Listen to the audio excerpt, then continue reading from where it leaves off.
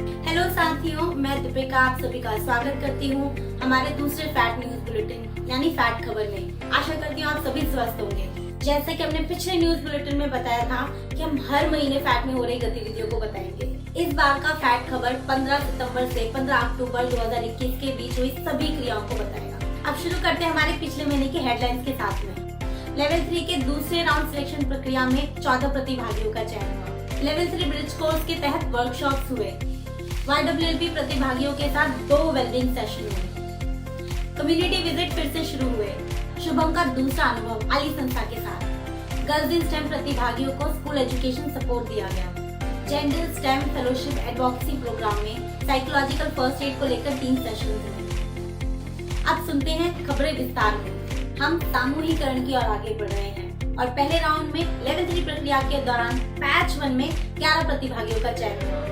यह प्रक्रिया फिर से दोहराई गई, जिसमें कुल 28 फॉर्म निकल कर आए और इस प्रक्रिया द्वारा पैच 2 के अंदर 14 प्रतिभागियों का चयन हुआ। यह प्रक्रिया फिर से दोहराई जाएगी लेवल 3 प्रतिभागियों के सिलेक्शन के लिए, ताकि हम सामूहिकरण की प्रक्रिया को पूर्ण कर पाए। यह सारी जानकारी आपको फैट के हिंदी पेज यानी फैट के हिंदी फेसबुक पेज और फैट के हिंदी इंस्टाग्राम पेज पे मिलती रहेगी। आइए मिलते हैं हमारे बैच 2 के प्रतिभागियों से। दिल्ली से अंजलि, रोशनी, पूजा और मीना। झारखंड से हैं पूजा, रोशनी, कृति और खुशी। पुणे से हैं अमृता, मनीषा और दीपाली। बिहार से हैं प्रमला, काजल और दिव्या। मंजिलें उन्हीं को मिलती है जिनके सपनों में जान होती है। पंखों से कुछ नहीं होता, हौसलों से उड़ान होती है। ऐसे ही कुछ हौसलों और जुनून से भरी अंजलि जो निकल पड़ी है अपने सपनों की तरफ। हेलो सभी को, मेरा नाम अंजलि है और मैं अपना लेवल 3 का अनुभव शेयर कर रही हूँ। जब मेरे पास लेवल 3 का फॉर्म आया था मेल के थ्रू, तो मेरे को बहुत खुशी हुई थी कि मेरे को एक मौका मिला है। उसके साथ साथ मेरे को एक ग्रुप डिस्कशन भी हुआ था, जिसमें मुझे बोलने का मौका मिला और मेरे और साथी भी थे उसमें। और उसके बाद मेरा फिर फाइनली एक इंटरव्यू हुआ, जिसमें मेरा लेवल 3 में सिलेक्शन हुआ और फाइनली मैं लेवल 3 में सिलेक्शन हो चुका है। और आगे मैं बहुत एक्साइटेड हूँ कि मैं उसमें क्या क्या करना है और मैं क्या करना चाहती हूँ। और जिस तरीके से मैं लीडर निकल के आई हूँ अपनी कम्युनिटी से, मैं चाहती हूँ कि मेरे जैसे और भी लीडर निकल के आए, लेवल 3 में जुड़े। लेवल 3 ब्रिज कोर्स के तहत निम्नलिखित वर्कशॉप्स हुए। Stem in everyday life, building change maker attitude और इंटरसेक्शनैलिटी इन स्टेम। आइए सुनते हैं आप सुरभि से। नमस्ते, मेरा नाम सुरभि है और मैं फैट संस्था के साथ एक ट्रेनी के रूप में काम कर रही हूँ। मैं आप सभी के साथ लेवल 3 ब्रिज कोर्स के अंतर्गत हुए कुछ वर्कशॉप के बारे में बताती हूँ। पहला, स्टेम इन एवरीडे। दूसरा, बिल्डिंग चेंज मेकर एटीट्यूड। तीसरा, इंटरसेक्शनैलिटी इन स्टेम। हम शुरू करते हैं स्टेम इन एवरीडे लाइफ से। स्टेम यानी साइंस, टेक्नोलॉजी, इंजीनियरिंग, मैथमेटिक्स का इस्तेमाल हम प्रतिदिन कैसे करते हैं। स्टेम हमारे इर्द गिर्द रोज की जिंदगी में सर्वव्यापक है। हमें बस नोटिस करने की जरूरत है, जैसे एक बल्ब का जलना, बिजली की कड़कड़ाहट, तारों का चमकना, दरवाजे को खुलना, चलते वक्त हमारी पॉनीटेल को इधर उधर होना, इन सभी में stem. Building change maker attitude में हमने यह सीखा कि हम अपने समाज में टिकाऊ परिवर्तन लाने के लिए हम खुद में क्या परिवर्तन ला सकते हैं और क्या सोच विकसित कर सकते हैं, ताकि हम आने वाले दिनों में एक अच्छे लीडर के तौर पे समाज में जाने जा सके। हमने इस पूरे सेशन में एक खास चीज यह भी सीखा है कि सिर्फ सीख लेना और जानकारी प्राप्त करना काफी नहीं होता है, उसे असल जिंदगी में उतारना और उस पर अमल करना भी बहुत जरूरी होता है। इंटरसेक्शनैलिटी इन स्टेम में हमें कुछ जरूरी चीजें बताई गई जो हमें बिल्कुल पता नहीं था। जैसे वर्ल्ड इकोनॉमिक फोरम द्वारा जारी किए गए एक रिपोर्ट से यह सिद्ध होता है कि हमें जेंडर गैप को कम करने में 257 साल लग जाएंगे। यह भी बताया गया कि भारत में सिर्फ 40% महिलाएं ही पढ़ी लिखी है और उनमें से 14% महिलाएं ही बाहर जाकर काम कर पाती। आखिर भारत रोजगार के मामले में इतना पीछे क्यों है? खासकर वो महिलाएं जो पढ़ी लिखी होने के बावजूद भी कार्य क्षेत्र में पीछे हैं, और जो महिलाएं बाहर जाकर काम कर रही हैं, उन्हें पुरुष के मुकाबले महिलाओं को कम वेतन दिया जाता है। क्यों? इन सभी विषयों के बारे में हमें जानकारी प्राप्त होना काफी जरूरी है, ताकि हम ये समझ पाए और इसकी आकलन कर पाए कि हम किन विषयों में पीछे हैं और क्यों पीछे हैं।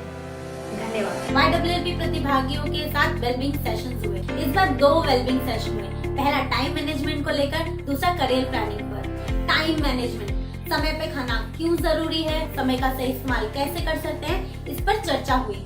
करियर प्लानिंग को लेकर बहुत सारी बातें हुई, जहाँ पे प्रतिभागी ने खुलकर अपने सपनों के बारे में बताया और वे अपनी जिंदगी में क्या करना चाहते हैं। साथ ही विधि ने प्रतिभागियों के साथ करियर विकल्प के बारे में भी बात की। इस सेशन के बारे में आइए सुनते हैं निकिता से, जो कि पुणे से है। नमस्ते सभी को, मेरा नाम निकिता राठौड़ है और मैं पुणे से हूँ। मैं आप सभी को वेलबींग सेशन के बारे में बताना चाहती हूँ। इसमें है टाइम मैनेजमेंट। टाइम मैनेजमेंट में हम अपने काम को कैसे मैनेज कर सकते हैं यह बताया गया है। हमारे पास एक निश्चित समय होता है, उसका सही उपयोग करना बहुत ज़रूरी है। साथ ही अपने हेल्थ का ख्याल रखना भी बहुत ज़रूरी है। आहार संतुलित के बारे में विधि ने बताया है। आहार संतुलित खाने के बहुत सारे फायदे हैं, जैसे कि शरीर को ऊर्जा मिलना, शारीरिक तंतुओं का निर्माण होना, बीमारी से बचाव और बॉडी फंक्शनिंग ठीक रहता है। इस सेशन के बाद मैं अपने टाइम को मैनेज कर पाई हूँ। समय से खाना, समय से सोना, समय से उठना और समय से पढ़ना सब मैनेज कर पाई हूँ। दूसरे सेशन में करियर प्लानिंग को लेकर था। 12वीं के बाद क्या क्या विकल्प हो सकता है और हम अपने सपनों की ओर कैसे बढ़ सकते हैं, इस बारे में बात करी गई थी। साथ ही सेशन के दौरान कहा गया था, यदि हम उस विकल्प में आगे न बढ़ पाए तो निराश ना हो, खुद में आत्मविश्वास रखें और जिंदगी में आगे बढ़े। मैंने भी अपने सपनों को लेकर बात करी, जिसमें मैंने कहा मुझे बैंक में नौकरी करनी है। यह साझा करते हुए मुझे बहुत अच्छा लगा। ऐसा लगा मेरी बातों को कोई सुन रहा है और मुझे प्रोत्साहन मिल रही है और मैं कर सकती हूँ। और बहुत सारे विकल्पों के बारे में विधि ने बताया है, जैसे कि bachelor of science management, bachelor of fine arts, robotics में career, LLB bachelor of social work आदि। तो ये था निकिता का एक्सपीरियंस जो उन्होंने हमारे साथ में साझा किया। अब आगे बढ़ते हैं हमारी खबरों की तरफ। फैट के सभी लोकेशन दिल्ली, झारखंड और पुणे में मोबिलाइजेशन का काम हुआ। और ये मोबिलाइजेशन का काम क्यों हुआ, आइए सुनते हैं रेखा से। हाय, मेरा नाम रेखा है। मैं आप सभी को आज कम्युनिटी विजिट क्यों करना जरूरी है, उसका क्या कारण होता है, वो आप सभी के साथ शेयर करना चाहूंगी। पहला जो हमारा फैट का जो प्रोग्राम है, गर्ल्स इन स्टेम और यंग वुमेन लीडरशिप प्रोग्राम, तो उसमें जो हमारे पार्टिसिपेंट आते हैं वो कैसे हम कम्युनिटी में जाकर उनको कैसे एक्टिव कर सकते हैं, क्योंकि बहुत सारी प्रॉब्लम्स आती हैं तो उसको कैसे सॉल्व किया जा सकता है। दूसरा कि जो हमारे प्रतिभागी हैं, उनके जो माता पिता होते हैं या अन्य जो कम्युनिटी मेंबर्स होते हैं, उनके साथ कैसे रिश्ता बिल्ड कर सके, हम उनके ज्यादा कनेक्ट हो पाए और समझ पाए कि कम्युनिटी की जरूरतें क्या है। तीसरा है कि लेवल 3 सिलेक्शन प्रोसेस चल रहा है, तो कैसे लड़कियां लेवल 3 के बारे में जान सके, उसके उद्देश्य के बारे में जान सके और कैसे वो अप्लाई कर सकते हैं लेवल 3 में। तो ये बेसिकली है कारण। मैं अपना अनुभव अगर शेयर करूँ तो मैं रिसेंटली अभी झारखंड गई थी और मैंने वहाँ पर हमारे जो प्रतिभागी हैं, लेवल 3 के कुछ प्रतिभागी भी थे और साथ ही अन्य प्रतिभागी थे, उनको लेवल 3 के बारे में बताया कि लेवल 3 क्या है, उसका उद्देश्य क्या है और आप कैसे अप्लाई कर सकते हो, उनको बताया। साथ ही जो हमारे प्रतिभागी जो पेरेंट्स हैं, खासकर जो माताएं हैं, उनको हमने लेवल 3 के बारे में बताया पूरा, जो क्योंकि ताकि वो समझ सके लेवल 3 में उनकी लड़कियां क्या करेंगी और क्या सीखेंगी। मैंने जब कम्युनिटी विजिट किया अपनी वहाँ पर जाकर, तो मैं उनके साथ बैठी, उनके साथ काफी देर तक बातें करी, तो काफी मेरा अच्छा अनुभव रहा है। मैंने कुछ सीखा भी। इवन वहाँ के जो माता पिता थे वो काफी सुनकर काफी प्रोत्साहित हो रहे थे और उनको काफी अच्छा लग रहा था कि टेक सेंटर जाना क्यों जरूरी है, लड़कियां क्यों जाकर वहाँ सीख सकती है, क्या जाकर सीख सकती है। तो ये सारी चीजें मेरा अनुभव रहा है जो मैं आपके साथ शेयर करना चाह रही थी। Thank you. शुभम अपनी सीख को आगे बढ़ाने के लिए आली संस्था द्वारा आयोजित वर्कशॉप में एक बार फिर से जुड़ी। पिछली बार की तरह उन्होंने इस बार भी बहुत सारी नई चीजें सीखी। तो आइए सुनते हैं शुभम से। हेलो एवरीवन, मेरा नाम शुभम है। इस महीने में आली द्वारा आयोजित किया गया दूसरे वर्कशॉप में गई थी पिछली बार की तरह, जिसमें मुझे नई नई जानकारियां पता चली।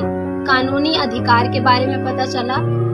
कानूनी अधिकार के अंतर्गत मुझे विशेष विवाह अधिनियम, हिंदू विवाह अधिनियम, मुस्लिम विवाह अधिनियम और घरेलू हिंसा कानून के बारे में पता चला।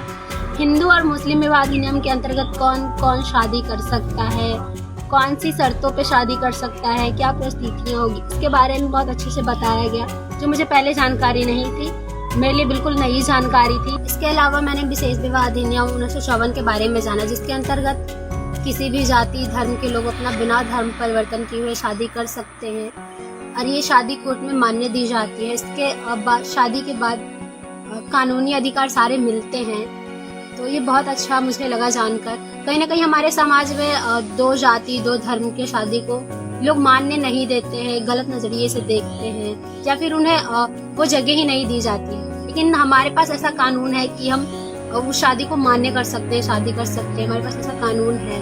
तो मुझे बहुत अच्छा लगा इस अधिनियम के बारे में जानकर। साथ ही मैंने घरेलू हिंसा अधिनियम 2005 के बारे में जाना, जिसमें अगर महिलाओं के साथ कोई भी किसी भी प्रकार की हिंसा हो रही है तो वो अपने अधिकारों के लिए लड़ाई लड़ सकती है, चाहे वो किसी प्रकार का हिंसा हो, शारीरिक हो, मानसिक हो, आर्थिक हो। अगर उन्हें लग रहा है कि मेरे साथ हिंसा हो रहा है तो वो अपनी आवाज उठा सकते हैं, क्योंकि हमारे कानून में ऐसा है कि वो इस अधिनियम के तहत अपना शिकायत कर सकती हैं, अपने अधिकार के लिए लड़ सकती है। मुझे काफी अच्छा लगा नई नई जानकारियों को जानकर। साथ ही में पुलिस से मैं बहुत डरती थी, पुलिस को देखते ही छुप जाती थी, मुझे बहुत डर लगता था। लेकिन आली में जाने के बाद मुझे पुलिस स्टेशन का विजिट करवाया गया लखनऊ में, जहाँ पे मैं गई, पुलिस लोगों से बात किया, काफी अच्छा लगा। फिर आकर मैंने पटना में अपने थाने में जाकर मैं अकेली अपनी टीम के साथ विजिट के लिए गई, उनसे बात किया, तो काफी अच्छा लगा। जैसा मैं सोचती थी वैसा बिल्कुल नहीं होता है। वो लोग बहुत अच्छे होते हैं, हमें जानकारियाँ देते हैं, वो हमारी सेफ्टी के लिए है। तो पुलिस के प्रति जो मेरा डर था वो निकल गया और मैं कॉन्फिडेंस मेरे अंदर आ गया है कि अगर मेरे साथ अगर कुछ होता है तो मैं अपनी FIR करवाने जा सकती हूँ पुलिस स्टेशन। मेरे अंदर ये कॉन्फिडेंस बिल्ड हो गया है, तो बहुत अच्छा फील हो रहा है खुद पे।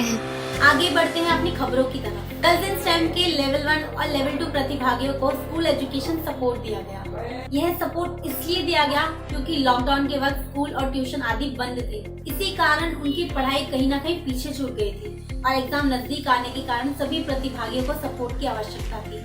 इन्हीं आवश्यकताओं को देखते हुए फैट के सभी चैंपियंस लेवल 3 के प्रतिभागियों ने गर्ल्स इन स्टेम के प्रतिभागियों को सपोर्ट देने का निर्णय लिया।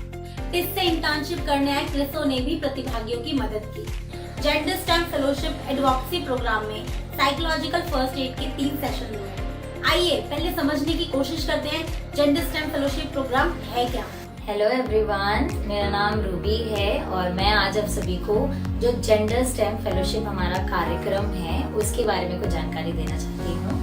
सबसे पहले ये जो कार्यक्रम है पूरा ये एम्पावर और फैट के द्वारा चलाया जा रहा है, जहाँ एम्पावर इस पूरे प्रोग्राम को फंड कर रहा है और फैट इस पूरे कार्यक्रम को लीड कर रहा है। और इस प्रोग्राम के तहत ये जो हमारा पूरा कार्यक्रम है 9 महीने तक चलने वाला है। इस पूरे प्रोग्राम में फैट के अलावा 6 और अलग अलग संस्थाएं हैं जो हमारे साथ शामिल हैं, जिनमें नीव, चिप, CYDA, सार, कर्मार्क और आविष्कार जैसी संस्थाएं शामिल हैं और फैट से भी 4 प्रतिभागी इस पूरे प्रोग्राम में जुड़े हुए हैं।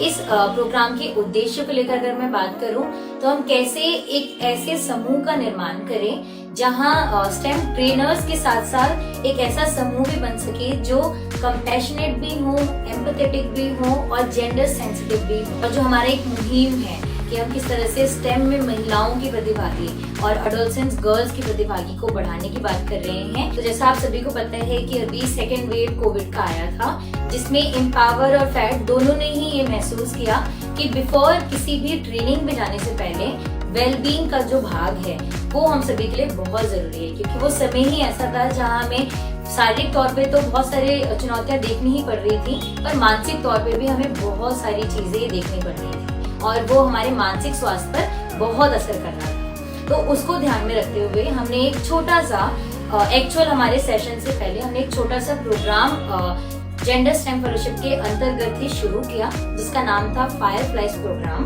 हिंदी में हम जुगनू इसे बोलते हैं। तो उसके तहत हम किस तरह से वेलबींग के भाग को हमारे जो भी फेलोज हैं, जो भी हमारे प्रतिभागी हैं, उन तक उसकी बेसिक बुनियादी समझ पहुंचा सकते हैं। जहां हमने रेजिलिएंट बिल्डिंग को लेकर काम किया है, जहां हमने साइकोलॉजिकल फर्स्ट एड क्या होता है उसकी समझ बनाने को लेकर काम किया है, और कंपैशन पहले खुद के लिए और बाकियों के लिए कैसे हम देखते हैं, चाहे फिर वो किसी भी परिस्थिति में हो और किसी भी समय पर हो, हम कैसे रेजिलिएंट होकर कंपैशनेट हो सकते हैं। इन कुछ विषयों को लेकर हमने पूरे इन 3 महीनों में इस प्रोग्राम के तहत जो हमारा फायरफ्लाइज प्रोग्राम है उसके तहत काम किया है, जहां एक प्रोफेशनल साइकोलॉजिस्ट काउंसलर ने पूरी वर्कशॉप ली है प्रतिभागियों के साथ, और कौन से ऐसे कंपोनेंट्स हैं जिसके तहत हम खुद के लिए और अपने प्रतिभागियों के लिए कंपैशनेट हो सकते हैं और रेजिलिएंट हो सकते हैं, उसको लेकर पूरा हमने काम किया। साइकोलॉजिकल फर्स्ट एड का सेशन हमारी काउंसलर सज्जोत लेती है। इसके अंदर compassion in action, emotional resilience, यानी हम कैसे करुणा और भावनात्मक तरीके से अपने समुदाय में काम कर सकते हैं और हम ये समझ सकें कि अपना और अपने समुदाय के वेलबींग का ख्याल कैसे रख सकते हैं। आइए समझते हैं कि इन वेलबींग सेशन में क्या बताया जाता है। हेलो, मेरा नाम सरिता है और आज मैं आपको psychological first add English session के बारे में बताऊंगी, जिसमें हमें ये बताया जाता है कि कैसे हम हमारी क्राइसिस के समय यानी संकट के समय हम अपनी और दूसरों की मदद कर सकते हैं अपने व्यवहार के जरिए। तो आइए हम जानते हैं कि साइकोलॉजिकल फर्स्ट एड क्या होता है। साइकोलॉजिकल फर्स्ट एड एक ऐसी तकनीक है जिसमें लोग संकट के समय अपनी और दूसरों की मदद कर सकते हैं जब कोई मानसिक तौर पर बीमार रहता है या परेशान रहता है।